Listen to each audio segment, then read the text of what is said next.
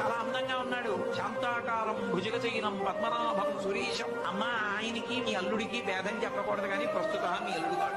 ఆయన వెళ్ళిపోయాడు. ప్రదోష వేళ అయిపోయింది. రాడు వెడుతూనే ఉంది. ఊరేగింపు వస్తున్నారు మగపెళ్లి వారు. అలా ఆఖరికి ఒక ఆయన వచ్చాడు. చుట్టూ భూత ప్రేత పిశాచాలున్నాయి, ప్రపదగణాలున్నాయి. మధ్యలో దిగంబరంగా తాండవం చేస్తూ వస్తున్నాడు. అడగలేదు మేనకాదేవి ఆయన మామూలు అని. నారదుడే చెప్పాడు ఆయనే మీ అల్లుడమ్మా అని మెట్లు దిగి వెళ్ళిపోయాడు. ఈవిడ గబగబా మెట్లు దిగి తిన్నగా పార్వతీ దగ్గరికి వెళ్ళింది. నిన్ను చంపినే చచ్చిపోతా వాడా దొరికాడు నీకు భర్త తపస్సోట అడలుడేమిటే అమ్మగారు వచ్చారు, విష్ణు వచ్చారు. ఎంత నచ్చ చెప్తే మాత్రం ఆవిడ వింటుంది. ఆవిడ వినలేదు. ప్రపంచంలో తన కన్యాదానానికి తను త్రికరణ శుద్ధి లేకుండా చేసి తన పెళ్లి తానే పాటు చేసుకుని తలవంపులు తెచ్చుకుని అవమానాలు పడి పెళ్లి చేసుకుని లోకాలకి తపోభూములు నిలిపినటువంటి ఉదాహరుడు పరమశివుడు ఒక్కడే.